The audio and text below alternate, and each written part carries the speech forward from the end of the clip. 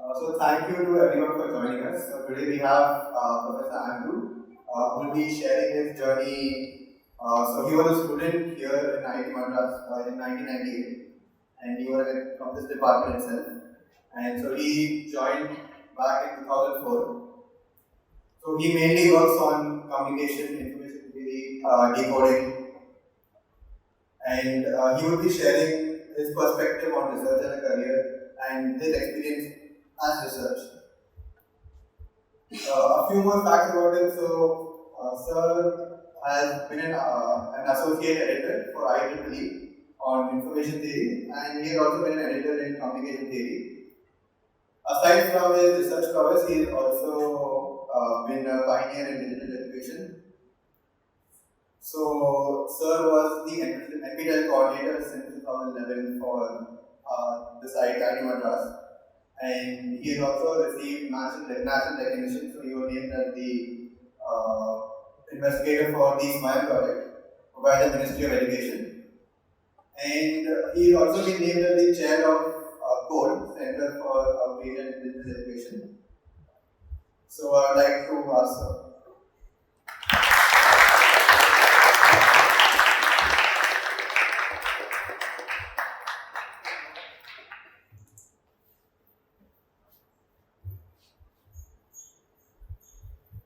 Okay, thanks ERC for inviting me. Thanks to all of you for taking time out of your otherwise fun evening. What do you do normally on a Thursday? Each time,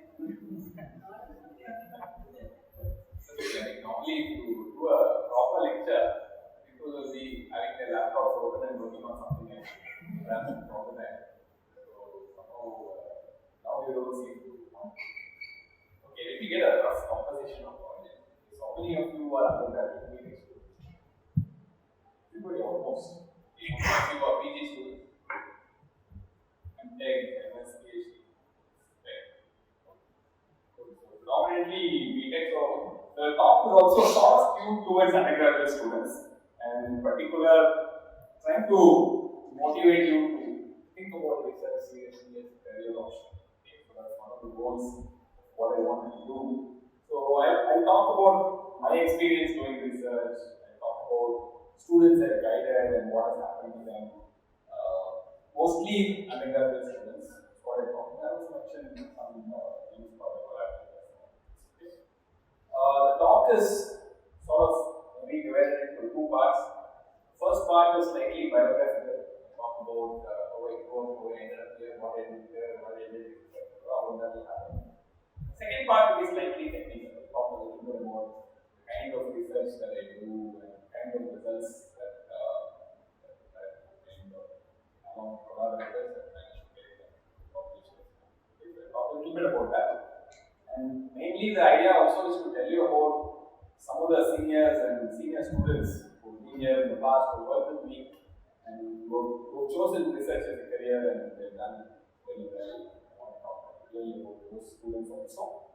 And also my own batchmates, a little bit about some of them who did a PhD. You may be surprised how many of us did PhD from our time. And I'll talk about it. Okay, so maybe a little bit of reminiscence, a little bit of research. Okay, if you get too bored, I don't know what I can do. Try to keep it as light as possible. Okay. So let me get started. So this is a rough overview of the academic journey. I grew up in a place called Trichy and I went to a school called RSK Higher Secondary School there. All my schooling was there from LKG to 12th standard. I talked a little bit about that also.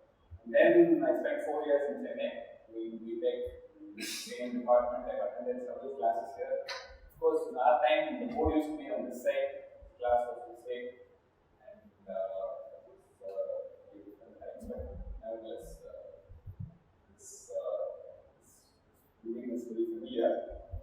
Then I did a PhD and a postdoc in Georgia Tech and the French campus of Georgia. So it was always Georgia Tech, but in two different continents. From 98 to 2004, and in 2004 I came back here. So I was really out of here only for like 5.5 to 6 years. Then I was back here as a faculty in 2004, and I've been here ever since.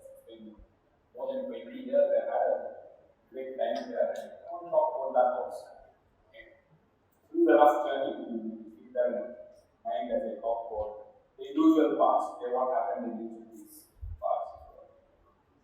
Oh, so my parents were, my father used to work in teacher in the field, my mother was a teacher in the school, she was a physical education teacher. Both of them did go to college, they did training, and then those days you went to some vocational training courses, teacher training courses, and industrial training courses in jobs. So that's what they did go to college. They were really, really motivated for various reasons to send their kids to college. So studies used to be a big deal at home. You not skip homework any day, you don't get anything less than 4 months, paper will not be signed. They used to argue with me that signing the same, we saw the marks, not to approve my marks. It used to be a big battle. And early schooling was in my same school, and really, I think a lot of credit for whatever I did in education definitely goes to the school. So, like I said, my parents didn't go to college, and English, for instance, was a big challenge. Even now, they don't speak English. So, all whatever English I had to pick up had to be in school.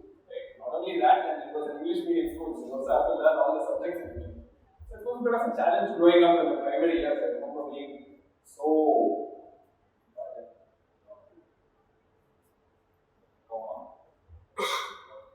So I remember being so envious of all these sort of rich kids who used to be able to speak so fluently in English all the time, just go on stage and be MCs and all that. I remember all that very clearly.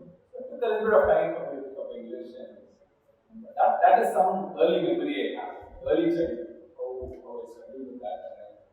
But I have to say, all credits to the teachers we had. Right? Amazing teachers in school who used to really, own the responsibility of making sure kids grow up well in different age. Really, really. So that is simple description of what happened. So what are the key things that sort of I remember now and I recall now very fondly of how I was fortunate to pick up these things early on, and even today I do renew these things. So I think three things I would like to point out. The first one is computer education. This is, I'm talking 80s, right? So late 80s, around 6 times. That's when computers started coming into India in some way. IT, was sort of starting. My school, for some reason, decided to invest in one lab, a small little space, and then we bought some the old computers from the old era. We put it up there, and they made it possible for us to learn basic programming. I think these are all things that we may not even remember as the old days when 256 KB used to be a big memory. It used to be not possible. That's a different era. I remember distinctly from 600 onwards enjoying programming. I used to go to that lab and doing some programming and all that. To this day, I do enjoy it. Anytime a new programming thing comes up, a new way of doing things, as the languages change, as the tools change, I keep adapting to that. I enjoy that. I don't think I ever stop it. So it's one of those interests, keen interests, being able to use the computer, program a computer to do things that you want. Right? So that is something early on came up. The next thing is, of course, maths and science. Right? So in sort of a competitive thing, it started as a competition, but of course later on it became something I really, really enjoyed. So maths and science, I think around 9th standard, I distinctly remember starting to work on these. So those days, good old days, this coaching and all was not so well structured. There used to be one coaching organization called Underworld's Teachers, something like that long ago. There used to be one thing called Brilliant Tutorials. So I remember the first time I came across a book from Underworld's coaching. It was not mine, it was classmates. My dad wasn't so well off at that time. So he gave me a book and said, okay, I wanted to try problems. It was like a competition between me and him, who would solve more problems, etc. Sometime in 9th standard. So that's sort of a starting point. It gave me a big, it changed my focus on what teaching and learning. Up to about 8th standard, if you remember the schools, most of it will be about memorizing things and repeating it carefully, correctly, very clean, neat handwriting. I never had good handwriting. All of you are in the class, you know how bad my handwriting is even now. So I never used to be able to get that good marks. It used to be okay with top, but not really number one. I used to get frustrated with that. Then suddenly when these math problems came, suddenly your handwriting didn't matter that much anymore.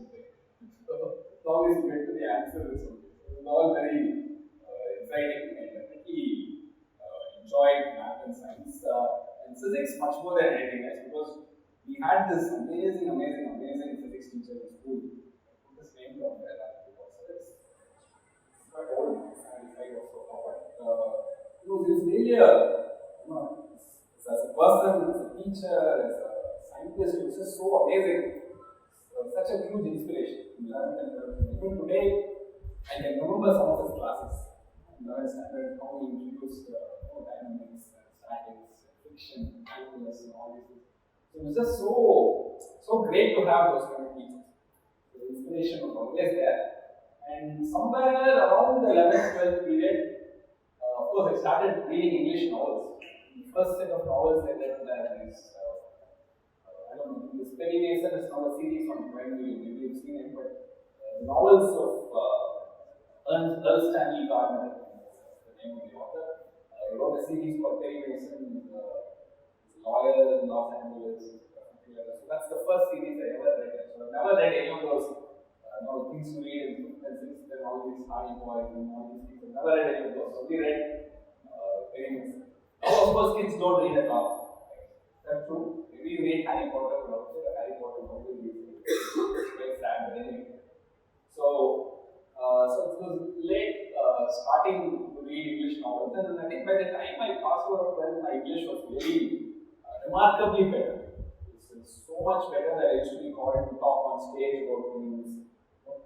This one completely, and again, I would credit an English teacher I had in my 11th and 12th. She was primarily responsible for really working with me much more and giving me the confidence of go and speak and all that. That really changed a lot. The other thing that I really realized in 11th and 12th is I enjoyed learning. I enjoyed learning. That's the joy I would get by learning something new, something remarkable. I used to love reading new things and learning new things. Something that gave me basic joy. And also, equally well, the joy of teaching others in class. So by the time I was finishing 12th, the notes I used to have in my bad handwriting, I didn't realize it was popular across school. Everybody had these notes.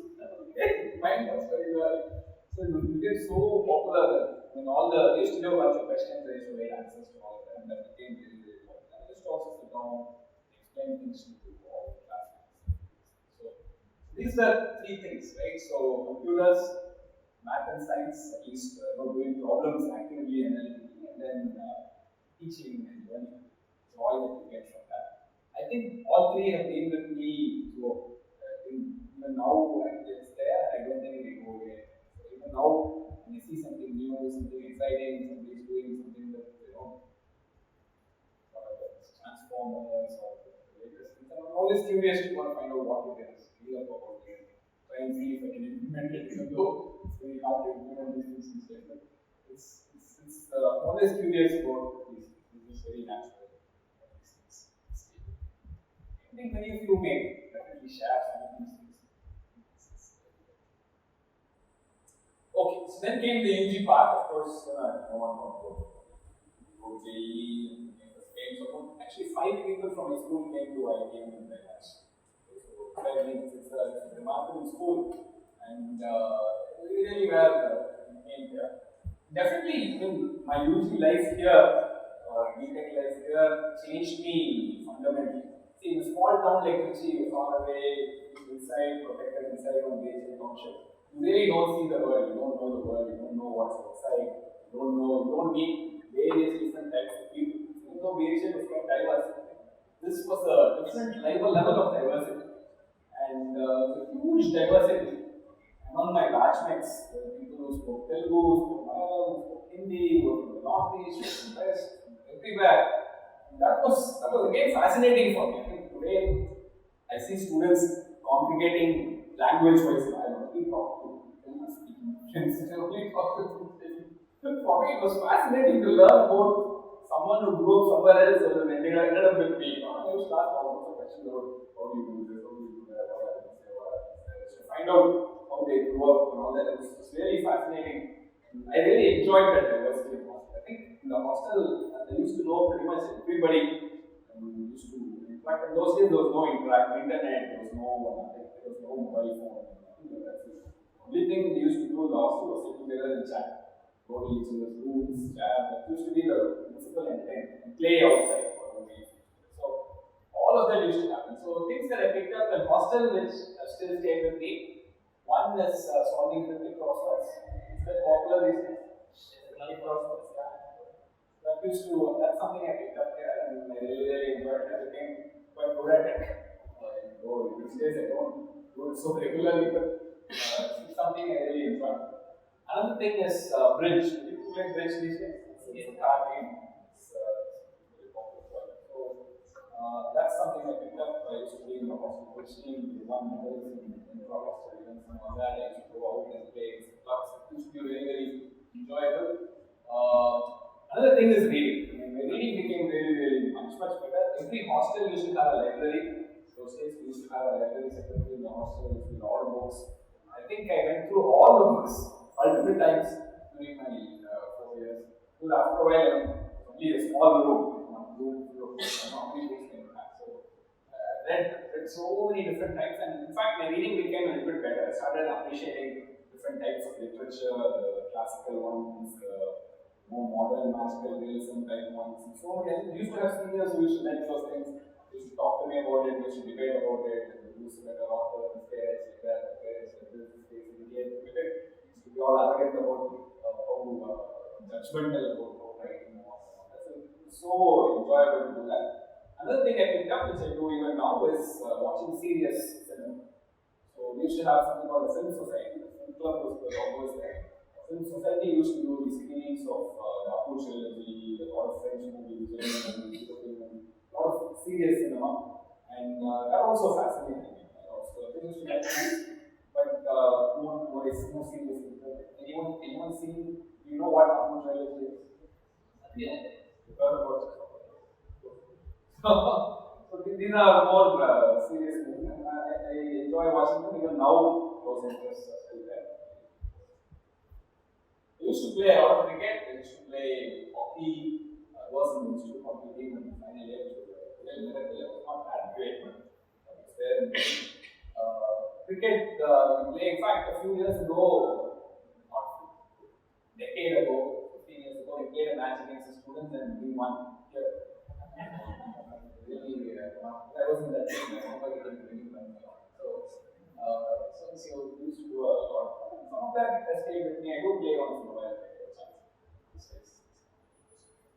So academics wise, I started drifting towards math. And somehow physics was a bit, I used to like it, but something in, at some point I realized physics is also math at some point. Too much math in physics also. So it's better to do math. In fact, I found myself doing better and better in math over disciplines as I went to third year, fourth year. Math is the only thing I used to really like. How it became very clear. There are four people I want to mention. The first person I want to mention is Philip Delgado. He's no more now, he's passed away. He was a faculty in the humanities department. In those days, we used to call him Philip. Everybody used to call him Philip. No need to say sir and this and that. We used to call him Philip. You can go to his room, you can sit down anytime, his room will be open. You can go sit and talk to him about anything under the sun, outside the universe, the personal problems, this, that, whatever you had, you could talk to him. He's a really amazing person. I think people like that don't exist in IIT anymore. In faculty these days are very busy with their research and this and that. They don't have time to just sit and talk with students, go and they come in and go out, and so many discussions. In fact, he introduced me to a lot of ways of thinking about life and ethics and various things. There's a very famous philosopher called Jindu Vishnu, JK, it's well known. So I remember him introducing me to some of the philosophy, JK, or talk about it and all that. So all these things were, today it's very hard. You won't find faculty or this kind of time. A lot of pressure on faculty to do a lot of things. Those days it was much simpler. It was very easy to be a faculty. Really chill. It's more challenging these days. Philip, I could definitely mention. The next person is Anthony Lee. So he's a very legendary teacher in IIT in Delhi. still remember the way he used to teach electronics. So he used to teach electronics like math. So that's one of the things that attracted me to him. So he would never put a resistor in a circuit without telling you what it was doing, why he was putting it, what role it plays in the overall scheme of things, why in an abstract way a transistor provides some gain in the circuit. He used to do things in such an abstracted way. It's so amazing. I mean, I really enjoyed his teaching, and the way he used to draw things on the board. He was just he was a legend. He was an amazing person. And he had a lot of influence on a lot of students. Once again, he used to come, by the time he was not very research active, he used to come and after class, there would be a big congregation around them, he'd be talking about all sorts of things about life and this and that. It was a lot of politically incorrect things as well. That was flavor of the year, you know, it was different age, do different things. So it was very, but he was also, he would talk about Shakespeare a lot, he would write German poetry on the board, he would appreciate all types of art, and talk to us about art and things like that. Really a refined, aesthetically aware person, and also an electronics. It's very amazing to meet people like him. And two other people you might know these things, like Devendra Kalikamani, who is currently director of I think. So he was the first person who introduced us to Linux and gave us an email ID first time. The department got internet connection into the computers here, and he taught us courses, and it was very different. It was very young, right? So that time, it was really direct to him. He gave us accounts in his lab. We could come sit here and play with then internet text-based browsing, also got links that we could use. So see, it was a huge revolution for us to get to know what the internet was. So DJ was a huge favorite for that reason. And Arvind was my BTech project. So I want to emphasize the BTech project a lot. Many students don't do the BTech project, and I think it's a huge loss. Huge loss to all of the students in particular. So it's a wonderfully different way to culminate your studies and really spend some time working on a long-term project. And he was my guide, and he was very instrumental. In fact, I remember at that time, for some vague motivation, I had gone away from math and I said I want to build something for my BTech. I had built anything, so I thought I'll build a device. So the first time I looked at him and said, why do you want to build a gadget? A gadget will die in a few years. Do something more theoretical, more slightly more deeper, more foundational, and that was a big turning point. So it was very important. So this is so what were the research parts? What sort of directed me? Research BTech project I mentioned was a huge part of my education. So far I have a lot of courses. Of course, I did reasonably well in courses. It's not quite consistent. But project is where I had to read papers. So it was like a mystery, solving a mystery. It was a communication standard that was given to us, and we had to read and understand the codes that were in there and implement a decoder. So that was the project. And there was no help. Nobody knew anything about what was there inside. So we had to go to the library, access back volumes of journals, take Xerox copies. There was no internet, there was no archive. I think you can search for on Google, right? So go look it up. Then piece by piece, we refer the books, piece by piece, understand what the standard was saying, and then put it together and understand the logic behind the code. Really enjoyable experience of doing the BTech project. It was like throwing yourself into the ocean or something without going swimming. There was a way of getting out of the water. It was very interesting, and I really enjoyed it. And I enjoyed the math of it. The error control part has a lot of algebra behind it. I remember reading this algebra a lot more intently and intensely, and that resulted in a lifelong fascination for it.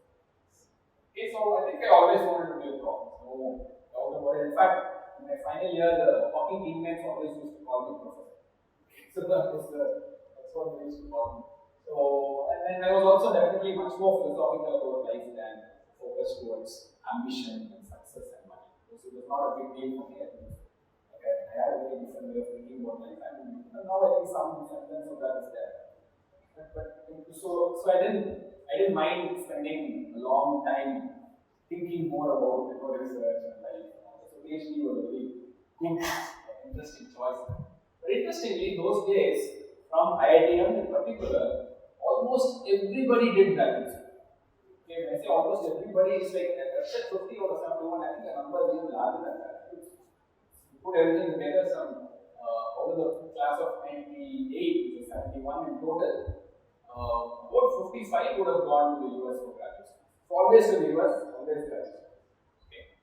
And so because of that, you can see there's been generation after generation of people going there. So there's a lot of influence of seniors. Seniors who used to come to the hostel. So those days, you know if it happens now. Seniors will come to the hostel. Right? Will come back to the hostel, play with us, tell us about things that introduce us about new things that are happening in the US in particular and all that. So it was very natural for you to go to that school, and it was very natural for me to apply. So it was not. I don't know if in today's generation wants to make informed decisions all the time. There's information all over the place. Right? So we did have that kind of information on internet, but we were very happy doing whatever and figuring out that. Not so stressful. So just to tell you, 21 out of the 71 in the class of 98 are PhD students. Okay, so 21 of us got PhDs. So 7 of us are teaching in various universities across the globe. Austin, ISC, Iowa, Oxford colleges in Norway, Oklahoma, Texas, and IIT, of course. And most of the other PhDs are in various technical companies, except for Srihari, who's in Wall Street doing some quant work. And there's one very special student called Prashant. He finished his PhD and now he's doing farming. He's in a small village outside of Bangalore. He's by himself, he's doing farming. And Venkat is also a very interesting case. He got a PhD from our own department 2 years ago. So just 2 years ago, he got a PhD. I was not his guide. So he works for TCS. There's some people have done startups. PK is a name I want to mention. He was in UCSD. He was working for Cadence. He was almost like number 2 in Cadence for a while. And then he came out and now he has a small startup. So many of us are here in India. Many of us were all over the globe.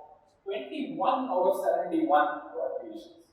So I think now, these days, if you take a weighted batch now, it's probably about 130 or so, 140, 150, 150, or 150, I think maybe 5, 3. So the scales have tilted dramatically, right? So I think that's a loss. It's a loss for so many people in so many ways. Of course, I think what has also changed dramatically from then, I think in 1998, if you go back and read the annual report, the annual reports are available. I think there were like some 6 PhD students in W. A total of 14 journal papers were, not journal, 14 journal papers were published. The entire year, 14 journal papers were published on this department. Today, the numbers are nominally different. Right? So there are 100 PhD students in the institute. Every faculty has 3, 4 PhD students. So many PhD students and hundreds of papers get published every year. So it's very dramatically different. This is something happened in the batch. In particular, I want to mention, there are 2 things I want to mention. So Panchabakesan is actually the elder brother of the faculty. The elder brother of Aniruddha. Okay. So, and Venkat is actually the elder brother of Thangaraj.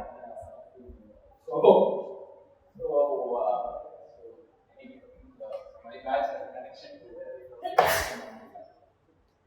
so that's PhD. So let me now move on to the USA. So after here 98, I went off to Atlanta, Georgia Tech, and I spent 5 years in Atlanta. It was a wonderful time.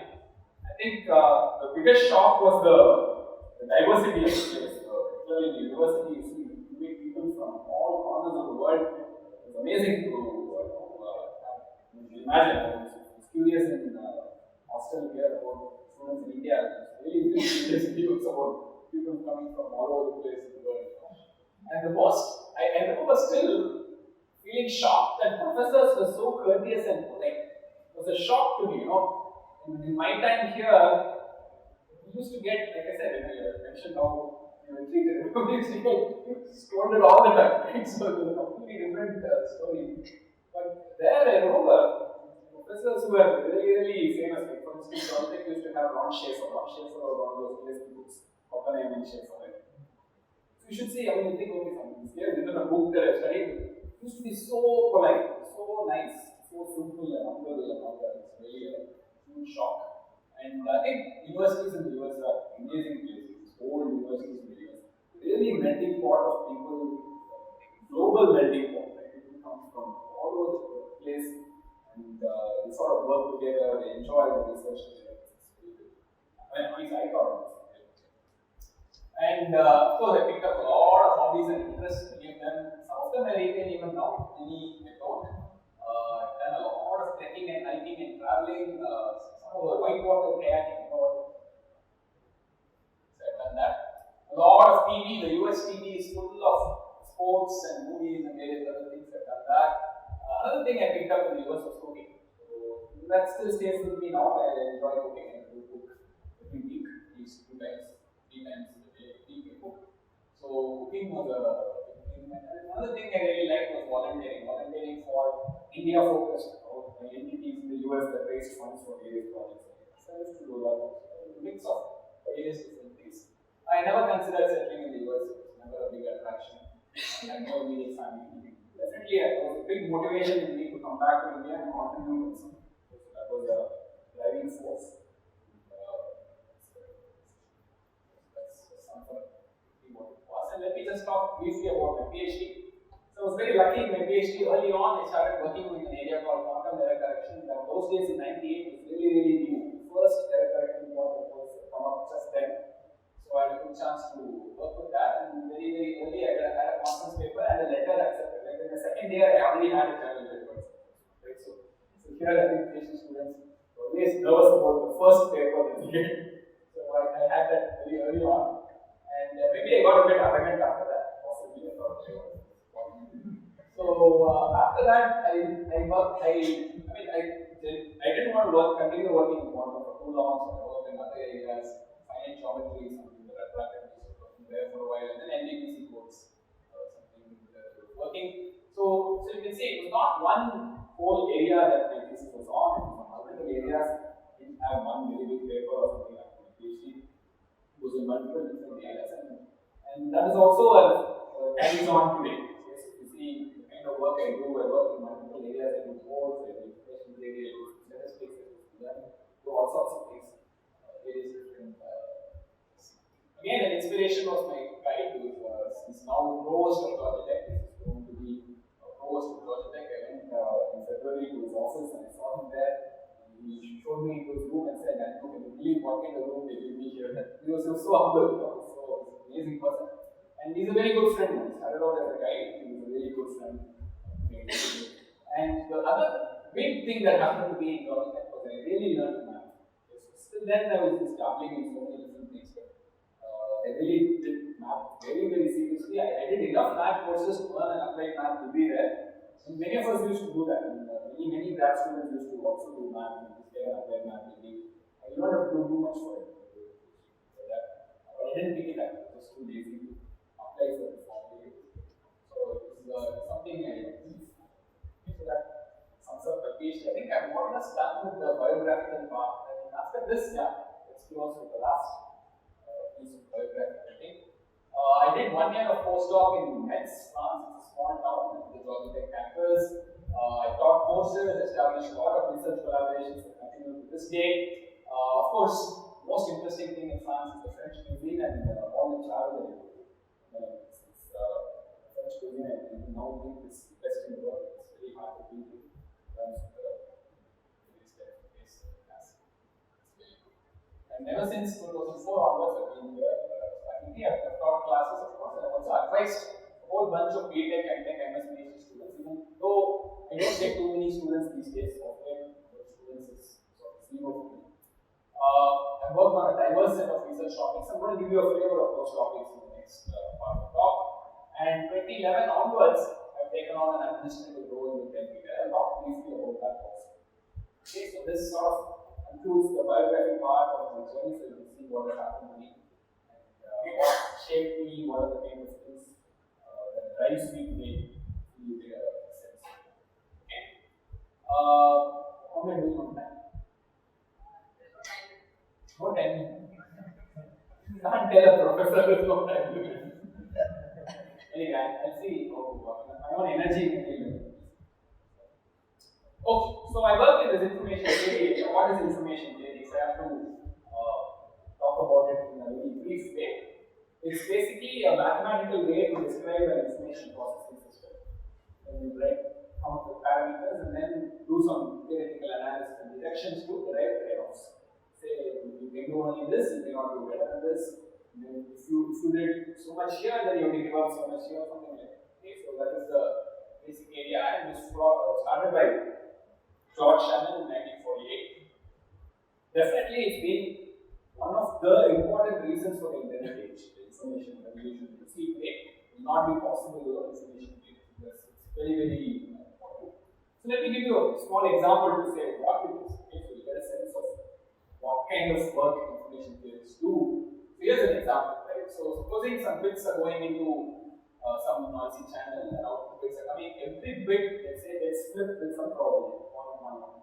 So if you send 100 bits, some 10, 11 bits are going to be in error. Okay, for sure. So the question you ask is it possible to communicate without error? I don't want any error. Okay. How do you communicate? So 300 bits, some 10 bits are going to go off. And you don't know which 10. So how do you communicate? So if you use information theory and you send channel codes, you can do this. So in fact, what information theory says is for 0.11, you can communicate at a rate of half without errors almost. What is rate half? So if you send 1000 bits, you cannot send 1000 bits of information, you can only send 500 bits. So you send first 500 bits of information, then the next 500 bits you spend in making sure if there were any errors made, you can correct. So you send some parity information to correct errors about the first one. So you can cleverly devise these schemes and come to a rate as close as half if this number is 0.1. So this is an information theory. So it turns out if this number changes, this number will change, right? If this number decreases, this will go up. If this number increases, this will go up. Right? So that trade-off is captured by information. It is a precise formula, it's a mathematical formula. If you give that value, that value. This is what is information theory. So different types of channels, different types of imperfections in the network. Okay. So I've done a lot of information theory. So here is one area that I worked in for a while. Okay. So this is called information theoretic secrecy and coding for wiretap channels. So here what happens is your input bits will go to the legitimate receiver. It will also go to a eavesdropper. Okay, the eavesdropper has a higher probability than the legitimate receiver. 0.1 or 0.2. So in this setting, you ask the same question. Can I send something to Bob, making sure I am secure against it? So it turns out this is also possible, but your rate will now become 1 by 2.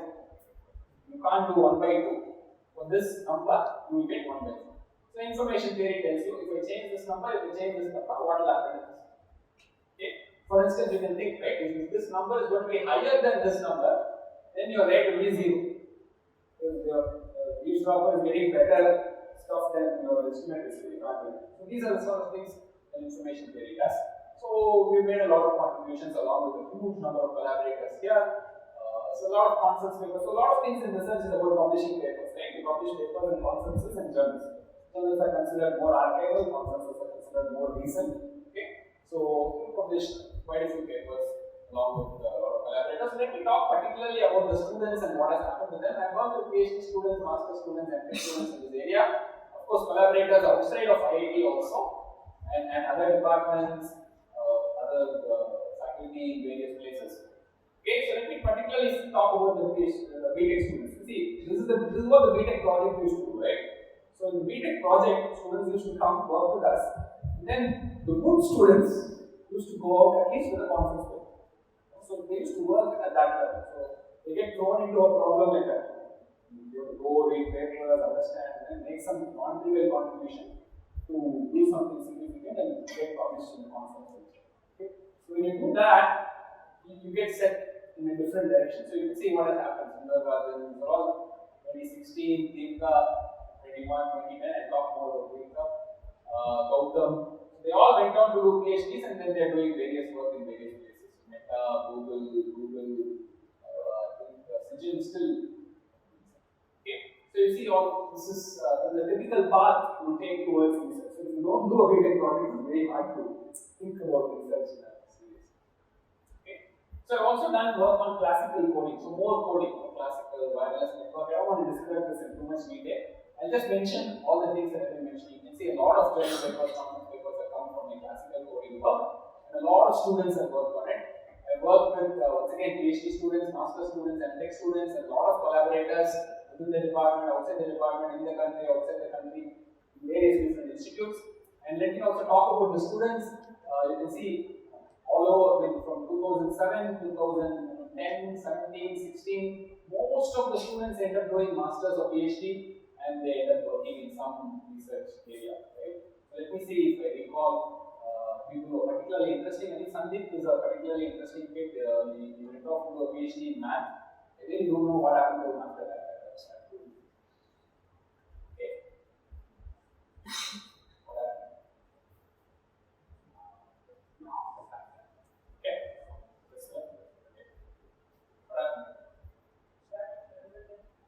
Okay. Yeah, so Sandeep, okay, that's Sandeep's story. Srimati is again another very, very interesting story. So she was an MS student. After doing MS with me, she went on to do PhD in math in Maryland. Now she's a faculty at IIT Madras.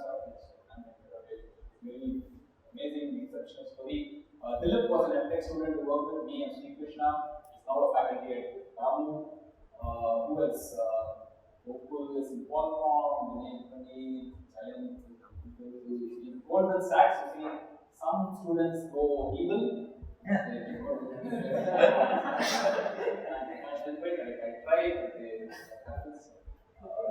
UC, Cornell, Stanford, and you can see IMC, but again evil.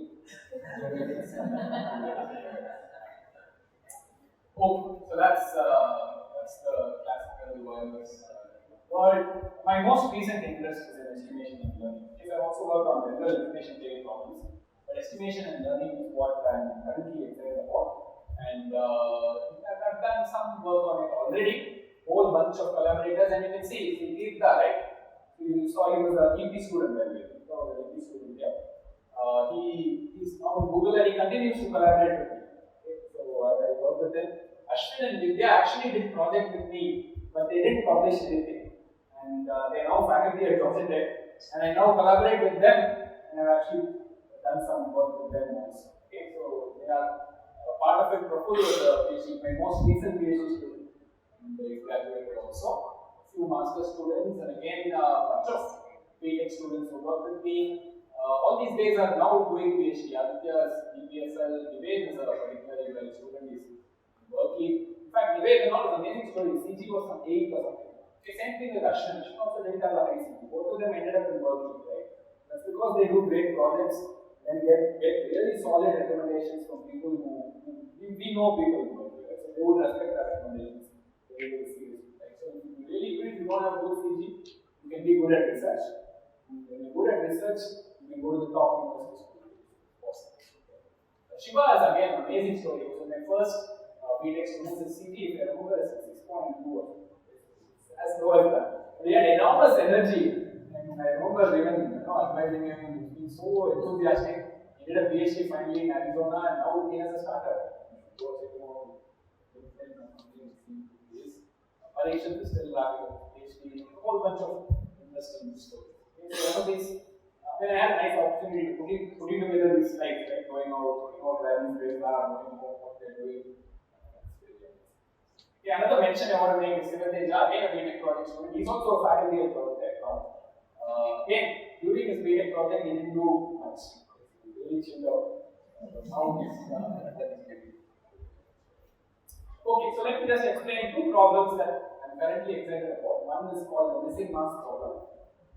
So it's a very interesting problem. Statistics and learning problems are amazingly different from coding problems. And then they give you the idea is still the same. You want to still do a fundamental trade-off in a mathematical problem. But the flavor of them is very, very interesting. Okay, so this is one. So supposing you observe a sequence of samples.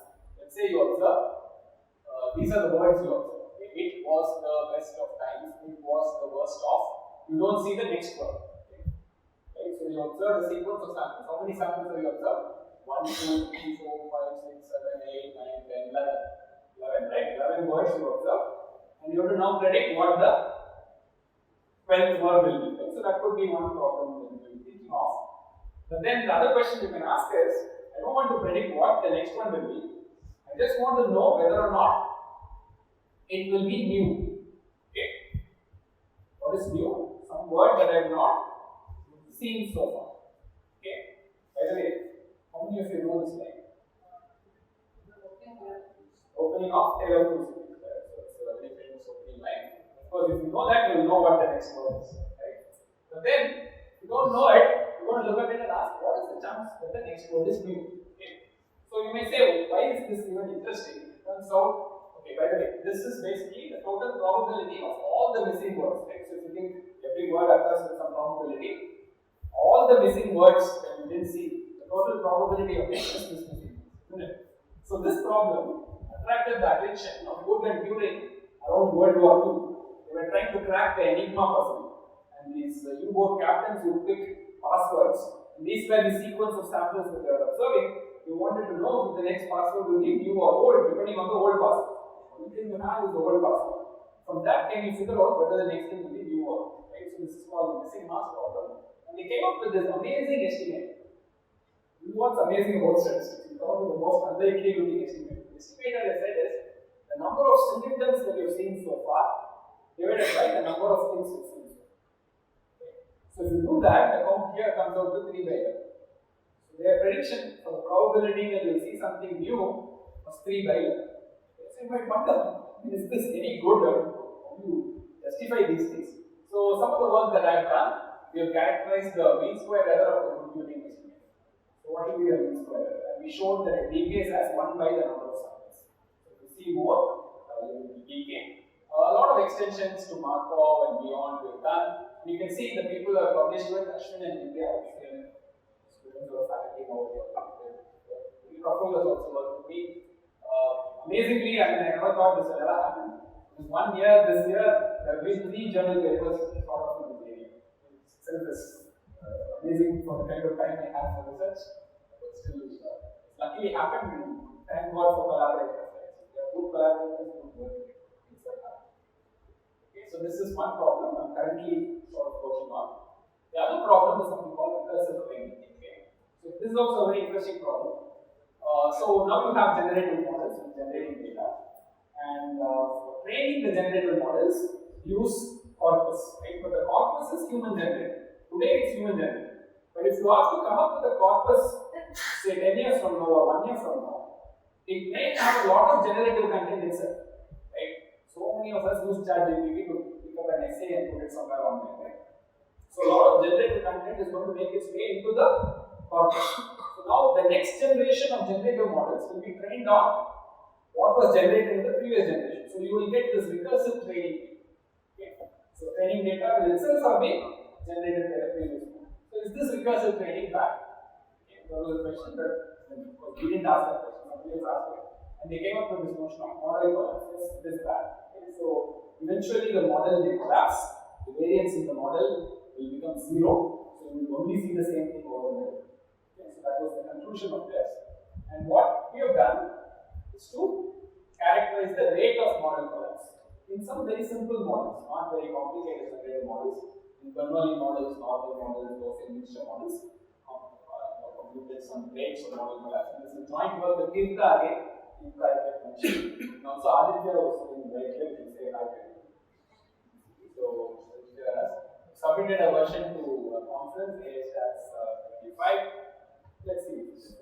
So 2 problems that I continue to work on, and like I said, it's a miracle that I'm able to spend time on research because I do a lot of administrative work these days. And I want to talk about the administrative stuff that I do in the next remaining part.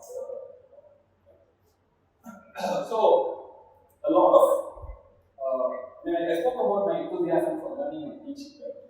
So when you look at teaching in India, learning in India, the higher education space is a huge challenge. So you guys are all here in IIT, right? These are really privileged places. You have a lot of infrastructure, a lot of good people, a lot of good peer group, a lot of faculty, good budget for doing all these things. Many institutions in the country do not have. Okay? So if you look at the total numbers, about 85 lakh students enter college every year. In India it happens. And only about 0.5% go to IITs or similar institutions. It's really tiny number goes to IITs. So if you see the IIT intake, right, every year today IITs take about 17,000 students. It's really less compared to the total number that's all. A huge fraction ends up going to these colleges. And colleges all over the place and the quality varies a lot. Many BTech students may not have seen colleges outside of the IIT system. You have to really go there and see it to believe what I want. It's very dramatically different.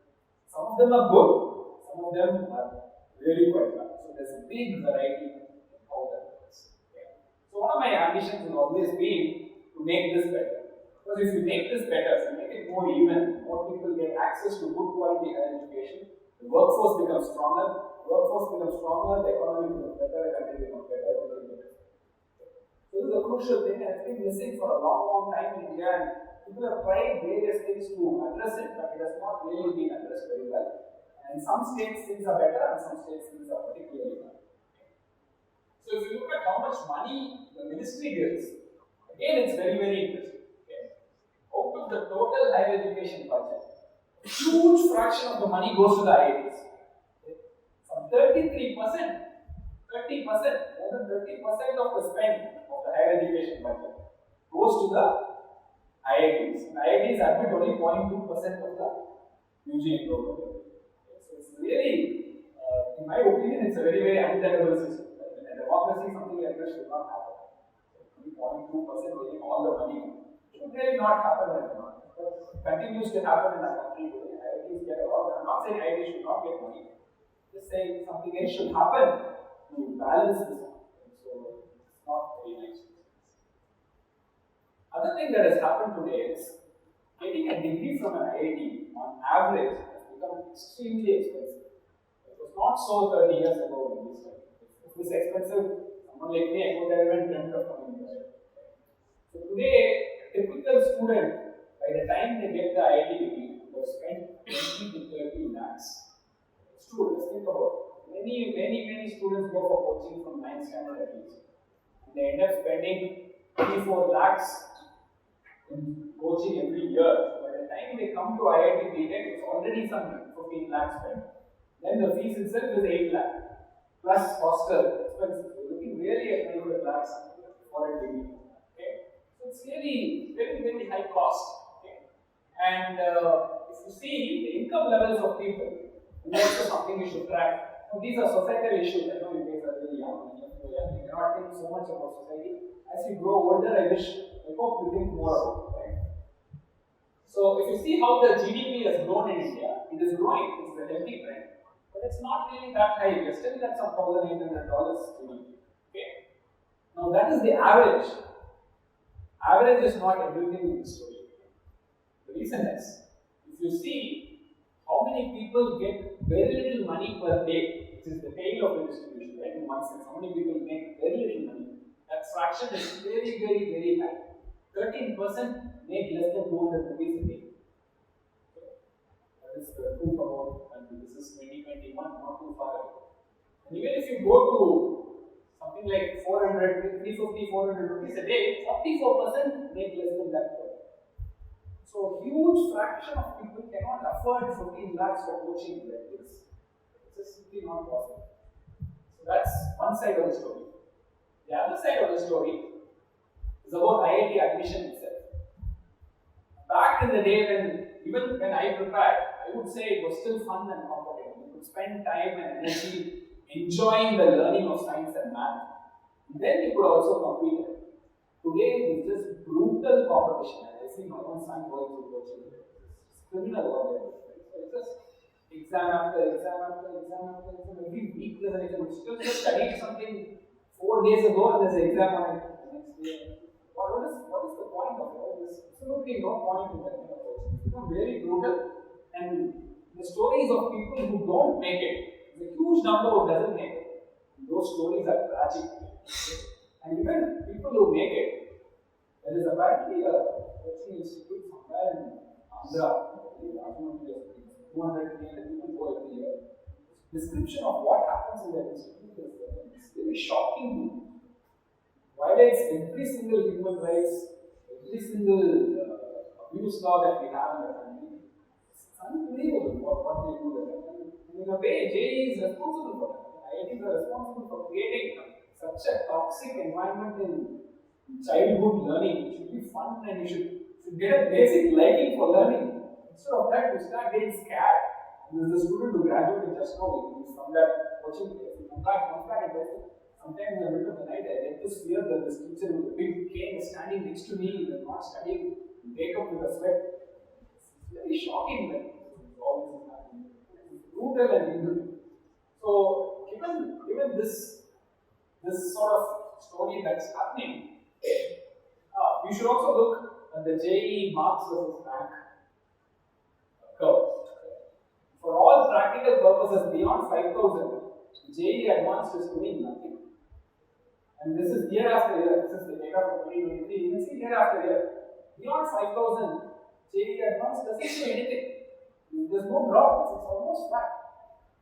This is, you know how the competitive exams are scored. It is like one question incorrectly answered or one question correctly answered. That's sort of the gap we have beyond 5,000.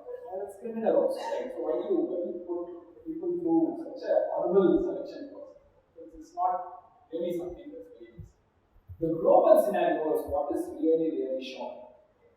Most IITs have about 1,000 to 4,000 UG students on roll, total numbers. Okay? Maybe 5,000. If you pick up an average US university, they will have numbers like 25,000, 20,000, 15,000 on roll. Okay? You go to Singapore. Singapore is like half of Chennai. Start walking in the morning, evening into outer Singapore. It's just small. They have two huge universities. UGs on roll is 10,000 plus. You go to Germany, the number is huge. Australia, the number is huge. And all of these universities are ranked much higher than IITs. You go to US ranking, they're all ranked above IITs. And they admit at least like 4 times, 5 times the number of UG students than IIT does. Okay. So it doesn't make any sense from any point of view, you see. And in Germany and all, in fact, they don't even have enough people to attend the colleges that they have. They're trying to get people from all over the globe to come there. And here, there are so many people born every year. They don't want to increase this. So this kind of really, people have not looked critically at the numbers and economics of higher education, particularly the top institutes. They have to scale. There's just no reason why we should not scale. It has to happen. And given that scaling may not happen in my lifetime, or even in your lifetime, who knows? May happen, may not happen. You have to think about something intermediate, right? So what is it that IITs can do in the intermediate stage? So this is one of the things that I spent a lot of time today doing. I started sometime in 2011. The first thing I started doing was NPTEL. Yes, NPTEL is a wonderful project where classes that happen in IITs are recorded in whatever form. It's recorded and put up online in a portal and made it free for anybody to see. So wherever you are, at least you get access to the lectures. You may not get access to everything that an IIT gives you, but at least the lectures you have access to. It's wonderful, huge number of visits. It's a project of all IITs together. It's been on for nearly 20 years now. And one of the things I did in NPTEL was to introduce the certification. Today, many of you may be doing NPTEL courses for trade clubs, for going and writing exams. Definitely, I was the reason for starting. If you want someone to blame, okay. So, we have done two SWAYAM today. More than 6,700 courses, 2.84 crore plus people are enrolled, 44 lakh people have written exams. And if you just look at July 2024, this semester, right? 29 lakh enrollments, 9.21 lakh write exams. In fact, this weekend and next weekend, the exam. This semester, writing. Look at the fraction of it. About 30% of the people who enrollment is free. Exam is about 1,000 rupees. 31% of the people who enroll are writing exams. So you see, the thirst for good quality education is there in large numbers. People are able to consume it in whatever format. You may say a lot of things, but people are able to see the IIT classes and do reasonably well. It's not as difficult as maybe the physical classes are, but still, they're able to do it. It's not like completely impossible. Of course, the best students come to the top institutes, not simply. It's not the point. The point is there are enough good students outside who can absorb this. Okay, so the other thing we have done is to start a UG data science program. This data science is a nice topic which could be taught online, very cheap, without making it too expensive. And at the same time, we can do a good rigorous job. So all of that was possible. And even if you graduate a lot of people, there are enough jobs out there. Data science is a kind of a need. Enough jobs. So a few years ago, I was also part of the company which started this. I led the effort, and even today I'm coordinator for this program. So we built an entire degree program which can be administered by an institute like IIT Madras. Okay. So multiple stages. It's not like here, right? Once you enter, you get out of the degree, right? Here it doesn't happen. Right? You enter, you have to pass everything. Go stage by stage. First there's a qualifier stage. You pass the qualifier stage, there's a foundation stage. You pass the foundation stage, there's a diploma stage. Only when you pass the diploma stage, you enter the degree. So instead of keeping one hard exam to filter everybody out and admit only a few people, pretty much give them a degree without asking any question. You get a degree. So here, the thing is different. We don't put a sharp filter in the beginning, keep it a very wide thing, but then there is a fun. Over time, there is a fun. Only when you keep learning and learning well, you will eventually get it. Okay. So the idea is to also scale. We won't be so narrow in our selection. We will be scaling it. Okay. So it's been hugely successful. The most amazing thing about this is the entire fee for the whole program is 3 lakhs. So that's not possible if you don't do online. If you put up a campus, you start having faculty, classrooms, fans, ACs, cost will shoot up. Okay. So this is possible because it's online, because it's a scale program, we're able to do it. And amazing things are happening in this program. There are students from small villages in Bihar, first time graduates ever were in this program. They finished the years, wrote the gate paper, got into IIT Kanpur for a decade. It's happening today. There are numerous stories. People who could have never ever imagined stepping anywhere near an IIT. Have got this education, they're able to crack gate because of it, and then they're getting into IIT. It's amazingly equalized. The cost is really low. Compared to the 20 lakh you spend on a degree, spend 3 lakhs. Really affordable. Okay, the numbers, so to speak, like I said, the funnel, you can see the funnel operating. Okay, number of applications is very large. People who qualify, people who start formation, you can see how number of people who finish formation, number of people who finish diploma. By the time it comes to the 4-year degree, the number becomes smaller and smaller and smaller. Okay, this 25 will definitely improve. Still, there is a big funnel in operation. So it's a completely different model, different way of doing this. Instead of being very selective at the beginning, be more open in the beginning, and eventually let people self-select and become better and better. And the better they get, the easier. Again, idea that IITM has pioneered, a lot of credit goes to many faculty here who have this vision come up with it. And they're really running it now. Today it's working very good. Okay, so both these programs have been given prestigious awards. That sort of concludes all I want to say about this part. So let me conclude with a few thoughts which I think all of you can take with you. Okay, research and learning, first of all, they're a lot of fun. Okay? And I think many people complain about how life is boring for them, they get irritated, etc. And I always point to the fact that you stop learning. Anytime you think you've done enough, I don't want to learn anymore, life will become boring. There's no doubt. I think that a lot of excitement is there as long as you have things to learn. There are an infinite number of things to learn. Keep learning. When you stop, that life will become boring. You can see this will be a constant. You will get into repeating the same thing over and over again without learning anything new. That's the beginning of it. Research is also a lot of fun, and both of them are lifelong pursuits.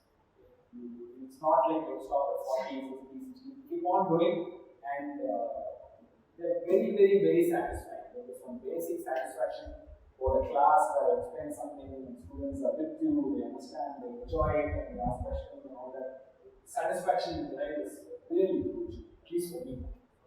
Okay. And I think higher education in India is a crucial state. I'm not alone when I say it. There are a lot of people here who echo this idea, and it really needs to scale. All the advanced countries have managed to scale their UG education. UG education needs to scale. You can retain your excellence in PG education, your PhD and all. But UG education needs to scale and needs to be broad-based. It cannot be so selective. Publicly funded institutes cannot operate like MITs and Caltechs having 20 people classes. They should have larger number of people. It's possible to nurture the culture within them. Really, I think I've been really blessed to be a prof at IIT. Being a prof at IIT is greatly satisfying. Meet wonderful students every year, get to do research with them, great colleagues. First of all, freedom to pursue passion. You see the number of things I've done, variety of things that I've done, I've been able to do.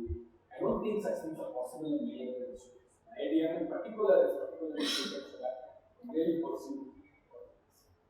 Okay, particularly for the UG students here, I want to say, think seriously about the research career. Do a project. Right? Try to do a BTech project. Try to do a DE project. The DE project, of course, will do. So the BTech student, try to do a BTech project. Doesn't hurt. Right? You will learn about what research is. And see if that's a good choice. In the long term, really help you. And this group, which is sort of going out to the IITs, doing a PhD in top universities, and then coming back and contributing. This group is an important group. Should not die. It's something that has a lot to give to this country. And personally, also, you gain a lot by doing it. You go absorb a lot of things and come back. And life is amazing. Okay, so I'll stop with that. Thank you very much for staying here.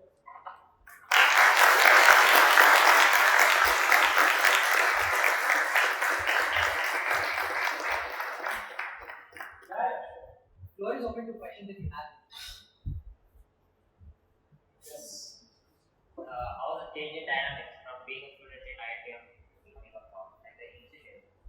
Yeah, so actually the W department that way is amazing. It's first of all, as an undergraduate student, you don't really get to know teachers that way. You meet with them, but you don't talk to them that way. Few of them you might have, but you don't know too much more. Other thing is in W is very professional and courteous and nice. You may not seem like that to you, I don't know. Faculty are very friendly, very supportive. And from day one, I don't think I had any issue whatsoever. I think from day one, I could address people like Pastor Ashok as Pastor Ashok, no problem with Pastor. There's no difference there. I think it was. I didn't feel that difference. These were teachers,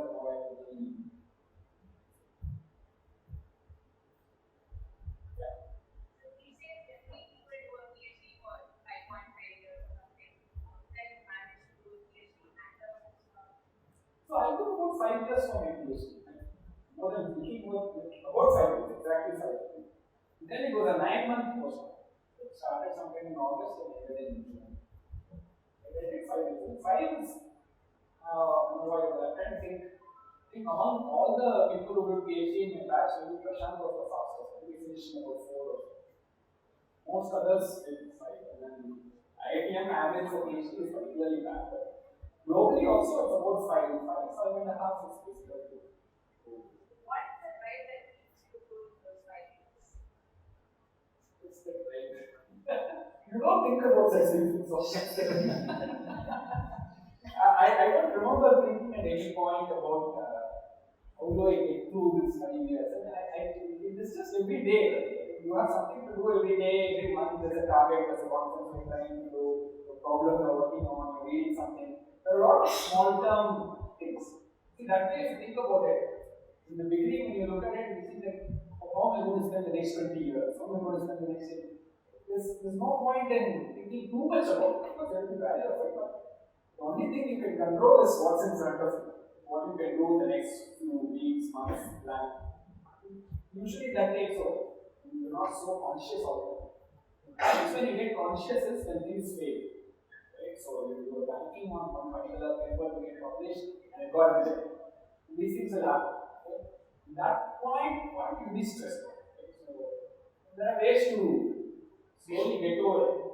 Luckily, that didn't happen to me too much, so I'm not a great example of that. But I know my colleagues and my friends who all that happened. They went through a lot of stress. I remember one friend of mine came back after seeing this guy, count this papers down on the desk and said, I'm never going to graduate. Something like that. So it is stressful at times. It's natural that it's stressful. Not all stressful. You get over it with friends and be more positive, talking to others, having collaborators. So, as a UG student, at what point or like at what semester did you think this is what I'm going to do? And like a bigger question would be, how do you like manage between exploring different like career paths and like drilling down on one and like actually working on that and getting some good work on it? Okay, so let me give some examples. Right? So even in my batch, there are people who finished PhD just 1 year, and there are people who went and worked, and then who went to a PhD afterwards. There are people who did the opposite. They started a PhD, gave up in the middle, and moved off. There are people who did a PhD in WA and ended up in Wall Street. So the thing is, I think you can't make any decision that's going to be binding forever. You can only say, I will try this at this point. Then later on, a few years down the line, you can try something else at that point. So I don't think I consciously, I knew I wanted to do a PhD to come back as a prof in a PhD. But that much I can. The going thing in IIT was everybody to go to work, so that was very natural for me to go. In fact, I was not going to Georgia Tech in the beginning. Because I was going to some other place. And I was going to be working in computer networks or something. Then towards the end, this Georgia Tech offered me. So I don't know if I decided or something else decided what I would do for the rest of my life. I don't know if I made a conscious decision. Once I went there, my advisor was there, he threw me into an area, I liked it, enjoyed it. It's all just came there. I would put it the other way around. Right? At some point, you decide, okay, I'm going to try this. Then put your heart and mind into it, enjoy it, do it the best you can, and life will work out. If you keep thinking, okay, I have to decide what to do, then you won't focus on what you're doing right now. Everything else will.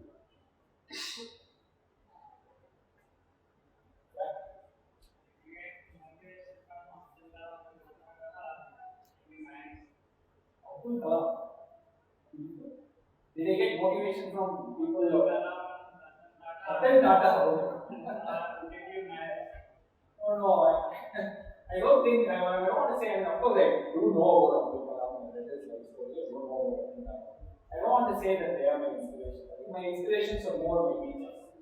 Definitely my teachers from school, my teachers in IIT, my guide, and many of my collaborators. Collaborated with so many people. People I know well, they are inspiring, not people from distance. Did I? Oh, okay. Oh, like Ratan Tata and Abdul Kalam, did they remain a bachelor or what's the question? Though right now, I really wish I had been that way. I am married, I have 3 boys. Like I said, my eldest son is preparing for JEE right now. He's going to write JEE. I mentioned that.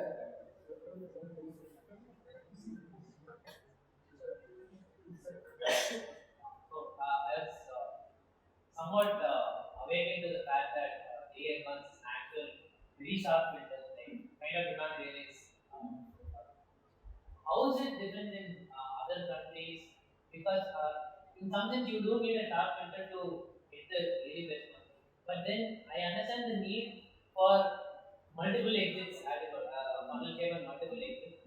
So, what future do you see for reshaping the main advanced system to accommodate like a funnel? So I think the supply has to be made. I would say if you say only 17,000 people are being chosen from some 10 lakh, naturally the filter has to be narrow. So we have to increase it. My thinking is at least IITs between them every year should take at least 50,000 to 1 lakh students. Okay. Now, what will happen after that? So, UG will then become a more basic degree, and then PG will be the more specialized degree. So, that's what happens in the US world. Most people who do UGs, the salaries are much lower. PG salaries in the US are much higher, significantly higher, because the filtering happens later in life. So I think there are many models, internationally also if you look at it. Keeping undergraduate as a very high value degree may be possible for private universities which are running with their own funds. Public universities is unheard of.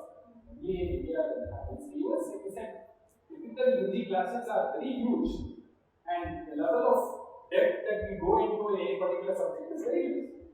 So we don't go so deep. Here, for instance, the kind of things we teach in signals and systems, and never taught even to final years in the US. So it's very different. I think that's the way to do it. At least I'm a big proponent of it. Let's see if it ever happens in India. I'm not sure if it will ever happen.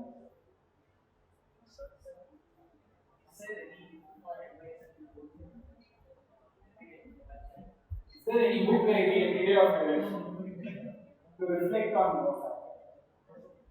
Well, I can tell you the latest book I read was a novel by a French Senegalese writer. It's called The Most Secret Memory of Man. Author called Mohammed Google Shah. It's a novel, okay? It's not any advice or anything. No, I don't read it.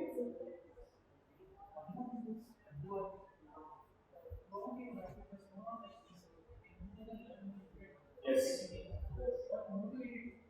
Yeah, so maybe one answer will give you a previous question. The only philosopher I read very closely is J.K. I think definitely his thoughts and ideas have influenced me and shaped the way I think. For sure. But I don't read too much of philosophy right now. Coming back to this question of why the shift to education, it's an interesting thing. See, I mentioned the Riba and very volunteering. So I always wanted to do something for the larger society, for sure.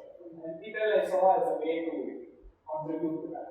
In the way I could, without going too far away from and even today, I think I have not forgotten research that much. Even though I don't do it full time, I try my level best to keep the research and learning going. I don't want to stop it. But yeah, it was definitely a conscious decision on my part to move to a big project and contribute to society in a big way directly. It's all about impact, right? See, even if you do a lot of research, you publish great papers, number of people who read your papers is going to be of the order of say hundreds, maybe thousands. It doesn't go beyond that. Papers are like that, not everybody needs it. But if you teach a course well, you put it online, tens of thousands of people see it. That's the impact is huge. Maybe the depth is not so deep, but the impact, broad impact. So I think when you become a faculty member, you look for both. Many faculty members look for both. Right? Can I do something in broad impact? Can I also do something deep? It's sort of natural. As someone who's studied in the US, do you think the Indian higher education system has caught up to US or other foreign countries? If not, what's the problem?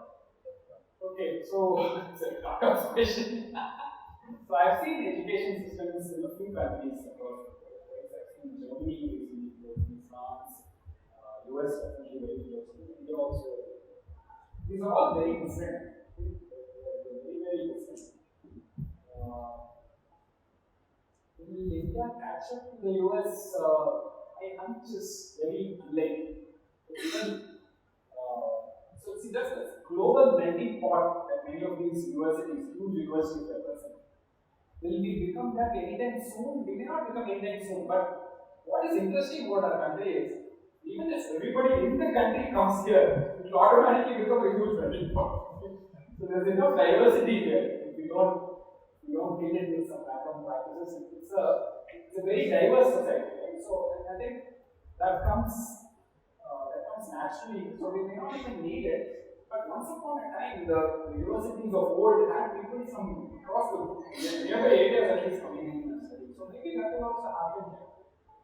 But I think that part is very important. how I think. I don't know. I mean, I don't know the answer to that question. Because I think China has gone ahead of the US in many methods over the past couple of decades. So you see a lot of science in China, at least engineering infrastructure in China is very well developed. So if we pump in similar type of effort and energy and money into higher education in India, it may happen. But do I see that happening with any government at all? I don't know. So I don't know if governments are so in India, in a democracy where elections happen every 5 years, I don't think governments can afford to think of a 20-year investment return period. So they just lose the next election. It's a very tough question to answer. It's like there are enough people trying to serious engagement that yes, became very difficult, right? So, I mean, I see that it has happened similarly after PhD. There are many people with PhD now, and getting into an academic faculty position Very hard. it is Very as hard. difficult. I mean, it's more difficult.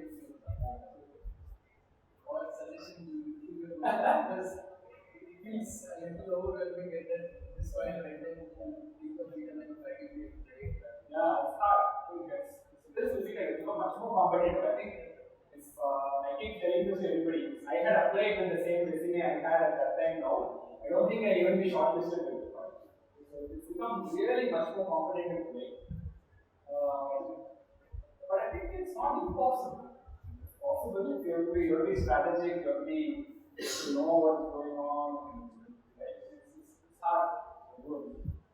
And that's a good sign, right? In some sense, it's becoming progressively harder to.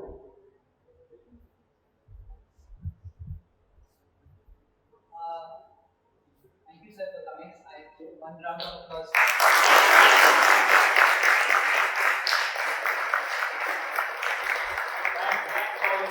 All the best, all the very best to all of you. You all have to go out there, do well, show me enough success stories. All of you should do well. Do well. One small thing, I would also like to acknowledge Samket Singh for making this happen. He has been the main driving point of this event. One round of applause.